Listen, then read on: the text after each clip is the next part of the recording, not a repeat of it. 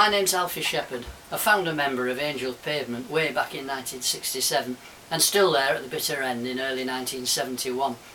Bitter's probably not a good word to use here, as when the group split we parted the best of friends and barely had a cross word in all our years together. Graham Harris, our wonderful bass player, and myself get together a few times every year in York for a beer and a catch-up.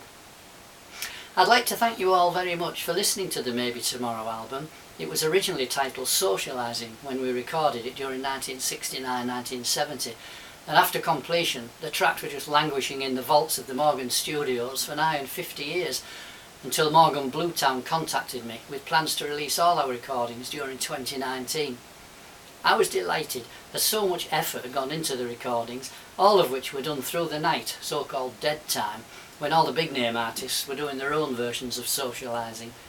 We had to travel to Willesden from wherever we were that night, which may have been a gig anywhere in the UK, or our hometown of York.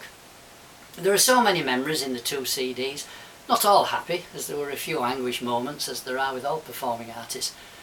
I remember recording When Will I See June Again, and slap bang in the middle of the studio was a harpsichord. As the recording progressed, Danny Beckerman, the whiz kid writer-arranger Monty Babson protégé, announced, "What this song needs is an harpsichord." Well, he duly obliged, and what you hear is the finished product, which turned out rather well. What we didn't know was that Jethro Tull had hired and paid for the tuning of said harpsichord, which they would be using when they occupied the studio the following morning at 9 AM. By the time we had finished with it, it was in serious need of another tune-up.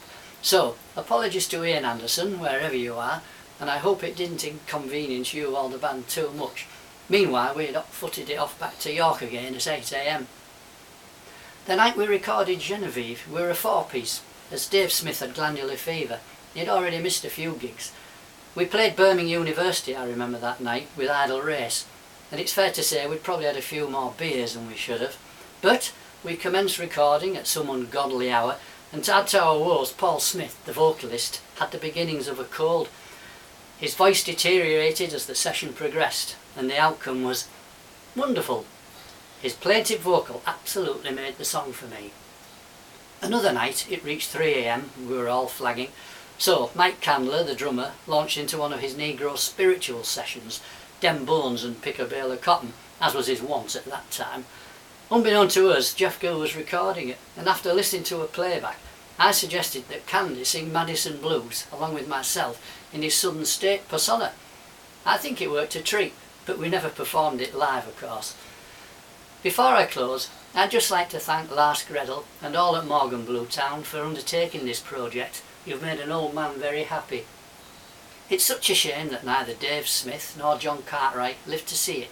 They would have been very proud, I'm sure. Also special thanks to David Wells at 10th Planet Wooden Hill Records, who originally set the ball rolling with our recordings way back in 2005. He's a special guy.